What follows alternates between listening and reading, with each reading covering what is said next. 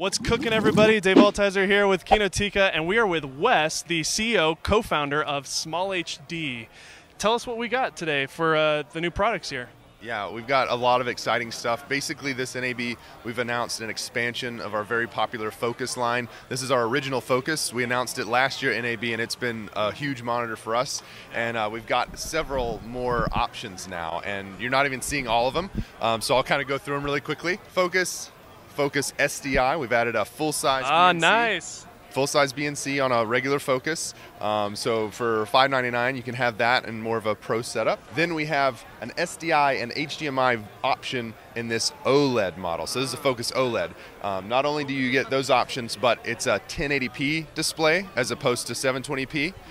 It's not as bright, but you get improved resolution and contrast, color gamut. It's a really beautiful display, and all these still power your camera.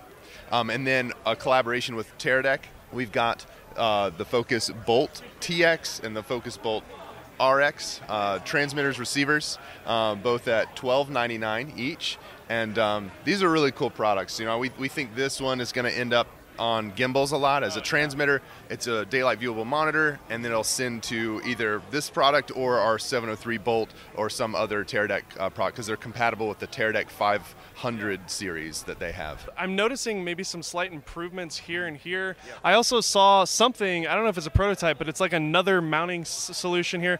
My favorite thing about the Focus is how clean this is, and I get comments all the time on these videos because I always, like every camera we review, I immediately put this monitor on top, and it's in all of our videos, and everybody comments, what is the monitor you're using? In fact, they usually just say, what's that bracket? So what are the advancements you've made from the V1? I'm noticing this is a little bit different, and then I saw on a Sony over there, it's like a rail system or something. Tell me about that. Yeah, so we've started spending more time trying to focus on the whole solution, because as you're trying to get someone to put a monitor on their camera, it's a big ask sometimes. Most of the time you're putting it in the hot shoe, so if you lose your hot shoe, you can't put a mic on or something like that. So we've created this bracket. It comes with a hot shoe. You can see on these monitors, so you can put your mic still on the monitor. And just being able to tilt is super convenient. And then we figured out how to design a little pan module. So this is a small accessory. I think it's available today on our site that you can add to your existing Focus tilt arm. You undo this bolt and put some pieces in the middle, rebolt it back, and then you've got pan. And that's going to be really good for gimbal operators who want the monitor off to the side, so they can kind of make sure they don't trip and fall, but the monitor's angled toward them as opposed to straight. And then the module that you saw, where you saw this kind of folding tilt arm, putting a Focus on your DSLR, it's an awkward thing to put into a bag, you know, when you're packing up, and taking something out of the hot shoe is kind of annoying because you want it really nice and tight, and then it takes an equal amount of effort to get it off.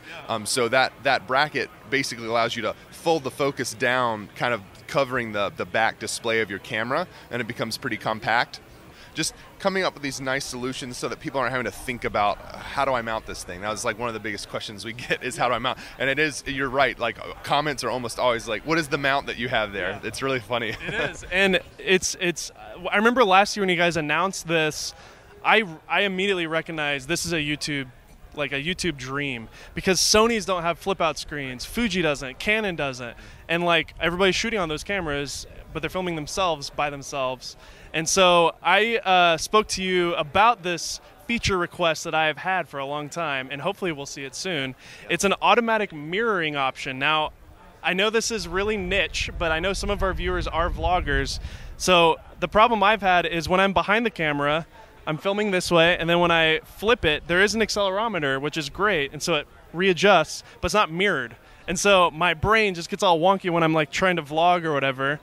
Will we be seeing something like that in the future, like an auto mirror? Absolutely. That's a feature that we'll plug in right when we get back to the office. You heard it here first on Kinotika. We're getting automatic mirroring, and we will be doing a review on that as soon as we get that firmware update. Real exciting. Yeah. Thanks a lot, Wes. This is amazing. Awesome stuff. And hopefully we'll come up to, where is it, North Carolina? All right, Raleigh. Come down. Awesome. Yep. So we're in Nashville. We'll come visit you guys sometime, and we'll set that up and do a tour. So thanks a lot, Wes. Thanks again.